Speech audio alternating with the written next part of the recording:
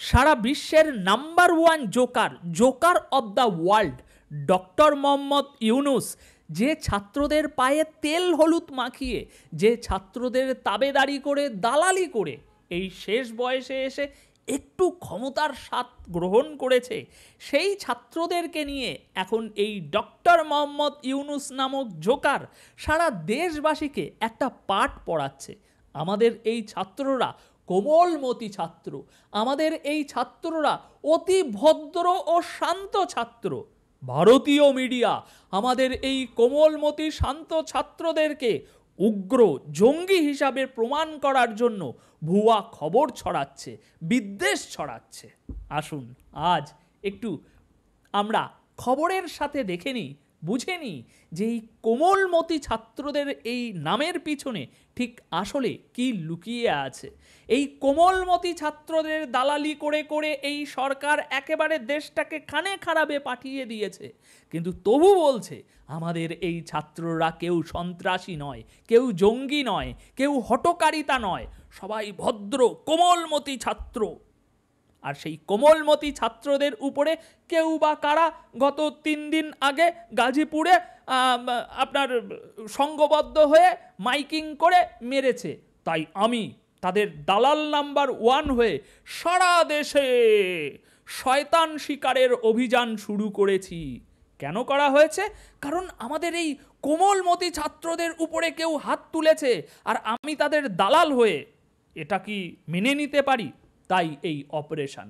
আসুন এই খবরটির মাধ্যমে প্রথম আলোর গতকালকের এই খবরটি আমরা একটু পড়ব, তারপর আমরা বুঝে দেখব যে এই কোমলমতি ছাত্র হিসাবে যাদের পরিচয় দিচ্ছে এই জোকার অব দ্য ওয়ার্ল্ড, সেই কোমলমতি ছাত্ররা আসলে কারা, তাদের মাইন্ডসেট কি, তাদের দৃষ্টিভঙ্গি কি, আমরা এই খবরটার মাধ্যমে একটু বোঝার চেষ্টা করব। গতকালকের ঘটনা। আচ্ছা, এই ঘটনাটার আগে আরেকটা ঘটনা জানাতে চাই।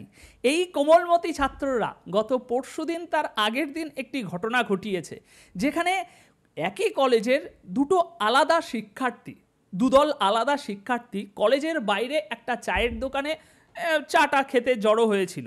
সেখানে এক শিক্ষার্থী আর এক শিক্ষার্থীর গায়ে একটু ধাক্কা লেগেছিল, সেটা থেকেই মারপিট শুরু হয়ে গিয়েছিল সেই কলেজে। এটা গেল আলাদা ঘটনা। এবার আসুন ঢাকা সিটি কলেজ ও আইডিয়াল কলেজের শিক্ষার্থীদের মধ্যে কি ঘটনা ঘটেছে গতকাল। বন্ধুরা, রাজধানীর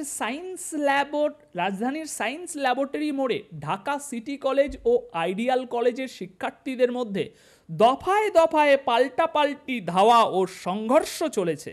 গতকাল রবিবার সকাল থেকে দুই পক্ষের মধ্যে উত্তেজনা চলছিল, বিকেলে তা সংঘর্ষের রূপ নেয়।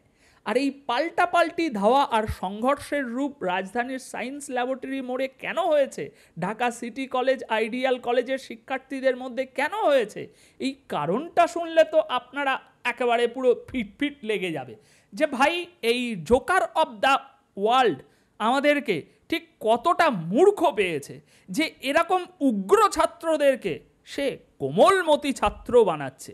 আর সে সত্যিই একটা দালাল, আজ তো এটা প্রমাণিত। কারণ এই ছাত্রদের জন্য সারা দেশে সাধারণ মানুষের উপরে নির্যাতন চালাচ্ছে। দেখে দেখে মানুষ খুঁজে খুঁজে বিনা কারণে, বিনা অপরাধে আলফাল অভিযোগ লাগিয়ে তাদেরকে জেলে ভরে দেওয়া হচ্ছে, এমনকি মেয়ে ছেলে, প্রেগনেন্ট মেয়ে ছেলে। আসুন ঘটনা কি হয়েছে বন্ধুরা। প্রত্যক্ষদর্শী সূত্রে জানা যাচ্ছে ঢাকা সিটি কলেজ ও আইডিয়াল কলেজের শিক্ষার্থীদের মধ্যে গতকাল সকাল থেকে উত্তেজনা চলছিল। এর জের ধরে দুই পক্ষের মধ্যে ইটপাটকেল নিক্ষেপ ও পাল্টাপাল্টি ধাওয়ার ঘটনা ঘটে। পরে বিকেল 4টের পর এটি সংঘর্ষের রূপ নেয়। বিকেল 5:40 গতকাল এই প্রতিবেদন লেখার সময় বিকেল 5:40 সিটি কলেজের মূল ফটকের সামনে ইটপাটকেল নিক্ষেপ করা হচ্ছিল। সিটি কলেজের মূল ফটক ভাঙচুরের চেষ্টা করেছেন কেউ কেউ।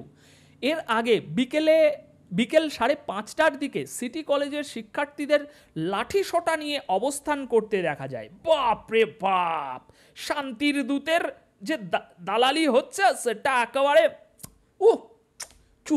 চুম্মা দি। বাইডেন যেমন ইউনুস বাবা তোমার টাকে চুমু খেয়েছে, এসো আমিও তোমার একটু টাকে চুমু খাই, তুমি ঠিক কতটা ভণ্ড আর জোকারিতে তোমার ঠিক কতটা দক্ষতা রয়েছে তাতে তোমাকে একটু চুমু খেতেই হবে তোমার টাকটাতে।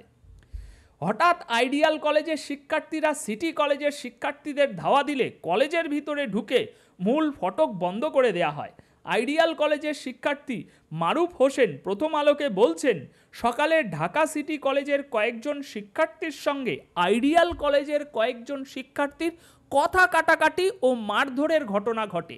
এই নিয়ে দুই কলেজের শিক্ষার্থীদের মধ্যে উত্তেজনা ও পাল্টাপাল্টি ধাওয়া হয়।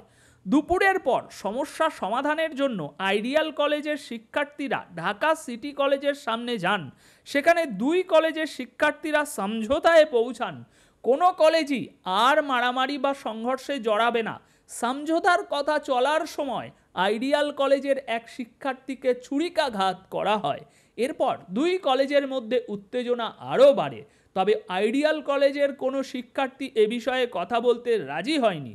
এই প্রতিবেদক অন্তত 10 জনের সঙ্গে কথা বলার চেষ্টা করেছেন, কিন্তু কেউ কথা বলেননি। তো এই হচ্ছে ঘটনা। ও ইউনুস জোকার, ভারতীয় মিডিয়া তোমাদের এই কোমলমতি ছাত্রদেরকে বদনাম করছে, ভুয়া খবর ছড়িয়ে তোমাদের এই কোমলমতি ছাত্রদেরকে দুষ্কৃতীর বানানোর কাজ করছে, তাই না জোকার বাবা? তাহলে এই যে আমি তো একজন ভারতীয়, সুতরাং এই যে খবরটা আপনারা দেখছেন এটাও ভারতীয় মিডিয়ার খবর, কিন্তু আমরা যে খবরটা পড়ছি সেটা হচ্ছে বাংলাদেশি গণমাধ্যমের প্রচার করা খবর।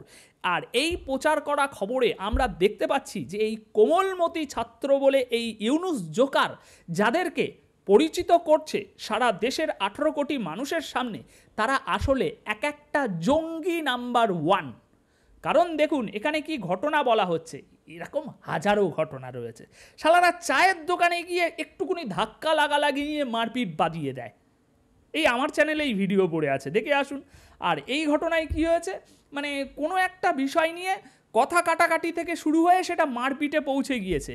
এবার সেইটা নিয়ে যখন একটা সমাধানের কাজ করা হচ্ছে, একটা সমঝোতায় আসা হচ্ছে, তখন এক কলেজের ছেলে আর এক কলেজের গায়ে ছুরিকাঘাত করে দিয়েছে। এখন কে ভালো কে খারাপ আমি সে বিষয়ে আসছি না, কারণ সবগুলোই শালা দুষ্কৃতী। সুতরাং ভেবে দেখুন, একটা বিষয় নিয়ে সমঝোতা হচ্ছে, সেখানেই একজন আরেকজনকে ছুরিকাঘাত করছে। তাহলে এরা কিভাবে কোমলমতি হতে পারে? জোকার, ইউনুস জোকার, বোঝাও, আমাদেরকে বোঝাও। ভারতীয় গণমাধ্যম তো ভুয়া নিউজ করছে, মিথ্যে তথ্য দিয়ে আপনার দেশের এই কোমলমতি ছাত্রদেরকে একেবারে বদনাম করে দিচ্ছে। তাহলে এই কোমলমতি ছাত্ররা কিভাবে এরকম দুষ্কৃতীদের মতো হাতে ছুরি নিয়ে ঘুরতে পারে? এদের হাতে তো বই থাকবে, বিদ্যা থাকবে, তাহলে এদের হাতে ছুরি গেল কি করে? ছাত্রলীগ, যুবলীগ, আওয়ামী লীগ এরা সব সন্ত্রাসী না হয় মেনে নিলাম, এরা পড়াশোনা করে না, এরা কলেজে গিয়ে এইসব ছুরি বন্দুক এইসব নিয়ে ঘুরে বেড়ায়। তা আপনাদের এই মেধাবী, আপনাদের এই বিশ্বসেরা মেধাবী জিনিয়াস এক একটা ওই আমেরিকায় গিয়ে পরিচয় করিয়ে দিচ্ছিলেন না সারা দেশ বা পৃথিবীবাসীর সামনে, আমাদের ম্যাটুকুলাস পরিকল্পনার মাস্টার মাইন্ড জিনিয়াস, সারা বিশ্ব এদের থেকে কিছু শেখা উচিত, বড় বড় ভাষণ দিয়ে আসলেন না জোকার বাবা? তা তোমাদের এই বিশ্বসেরা মেধাবী শিক্ষার্থীরা কেন পকেটে ছুরি নিয়ে ঘুরছে? আর এদের মানসিকতা কেন এতটা বিকৃত? যেখানে একটা সমাধানের কথা চলছে সেখানে এক ছাত্র আর এক ছাত্রকে কেন ছুরিকাঘাত করছে?